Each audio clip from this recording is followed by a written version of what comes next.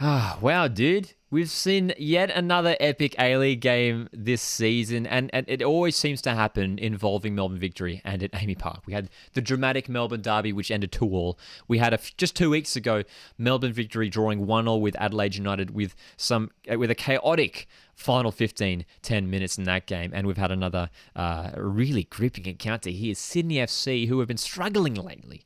And we all know about it. Sydney FC, the side who we're so used to seeing dominate the A-League, has been quite average, relatively speaking, so far this season. They've come to the home of the ladder leaders at the moment in Melbourne Victory, who we should mention haven't played a game in over 2 weeks, and have managed to come away with a result. A 1-1 draw. Victory fans will be disappointed with this result. I was expecting a Victory win. I went in saying Victory to win 3-1. And Sydney FC stepped up. They did step up in this game. There were still weaknesses in their game. There are still frailties there. There are question marks for Sydney FC. But they showed a level of energy, a level of passion and enthusiasm that we had not seen on the weekend in the 2-1 loss to Perth Glory, in the semi-final loss to the Central Coast Mariners in the FFA Cup, even in their 1-1 draw before that against Brisbane Roar at home. They'd been lacklustre, Sydney FC, and lacking confidence in attack specifically. And we'll jump to the stats right now. When we look at the shot stats, Victory had 14 shots total, 7 of them on target. They were looking deadly, Victory, throughout most of this game. And a lot of the chances were coming. They were very quick with their attacks too. They were very. They didn't waste any time in getting forward, exploiting the spaces, the long balls. How about that first goal though from Ben Falami? That long ball from Marco Rojas to find Ben Falami, and then the fantastic finish. Super stuff. And for Sydney FC, they ended up with 20 shots, only 6 on target. So still concerns for Sydney FC in terms of their shot accuracy, which has been a real concern of them of late. If you look back at the stats in their previous games, they've really lacked in that area in terms of their shots. They do have the shots, but the rate of the shots that actually hit the target have been really below par for the last few games. And again, that's still a little bit concerning. The fact that they'll be stoked that they had 20 shots. They did create really good goal scoring opportunities, but they weren't taking them. And Sydney FC will almost feel disappointed that they didn't come away with a win, considering some of the chances they had in this game as well. Of course, it was Milos Ninkovic who stepped up big to score his first goal of the season in that first half, tapping home that goal. And then in the second half was interesting actually, because I felt like Sydney FC, who controlled decent passages of the first half, it almost flipped around the other way. Victory were controlling more passages of play in that second half, and Sydney FC's chances were relegated to sort of counter. They were having to go on counterattacks. There was an incident around around the hour mark or so after the hour mark during the game where there was a head clash involving 2 Victory players, Ryan Mashan and Jace Guerra. Dude, just hope both of those guys are okay. Ryan Mashan was stretched off the field. Really hope both of those guys are okay. But from there, so many substitutions were made. Both sides just unleashing everyone off the bench. Sydney FC, this was their 5th game in 2 weeks. 5th game in 2 weeks, so they had to get the fresh legs on. And for Victory, I mean, they were lacking, I guess, match fitness, no competitive action in 17 days. So with the substitutions, the likes of Max Burgess, Bobo coming on for Sydney FC, Patrick Wood, and for Victory they had Robbie Cruz, Economides, D'Agostino, some decent players for both sides to be bringing on.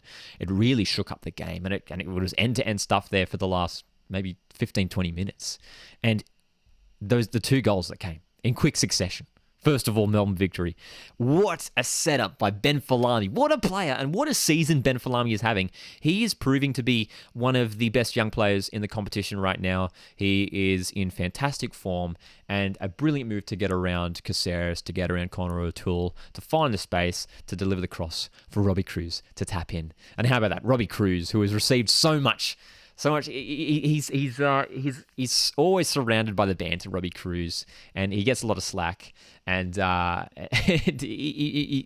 Victory fans will be we're loving him, obviously, when he tapped in that goal in front of the active support there. But the joy wasn't long lived, because it was Bobo who. I've been really critical of Bobo so far this season, man. He started against Perth Glory, and he was non-existent in that first half. He came off. He didn't feature much in the second half, and he came off the bench in this game. He was utilised as a super sub in this game, and came up big, rose up highest off like Anthony Caceres' header, to restore the restore. I was going to say the lead, but to level things up for the Sky Blues. A massive goal, and you need that from these big players. And how good for Sydney FC for, it's been the younger guys who have been leading the way. The likes of, Wood, Bahagia, Cam Sober, Max Burgess, the relatively younger guys. But in this game, in a big game against your big rivals, Melbourne Victory, they came up big, Milos Ninkovic and Bobo. And from there, as I mentioned, frantic finish to this game. Either side could have won it. And there were some fantastic chances throughout the game for both sides. And, Margiotta had some great chances in that first half, should have scored. Trent Bahagia should have scored a header in that first half as well. So, look, both teams, again, as I mentioned, will probably feel disappointed that they couldn't come away with 3 points. But in the end, I think the draw feels like the correct result. I don't know. We'd love to hear what you guys think of that too. Whether one side that felt like they deserved, the win more than the other. Credit as well, should give it a shout out to Heward Bell, who came into this game.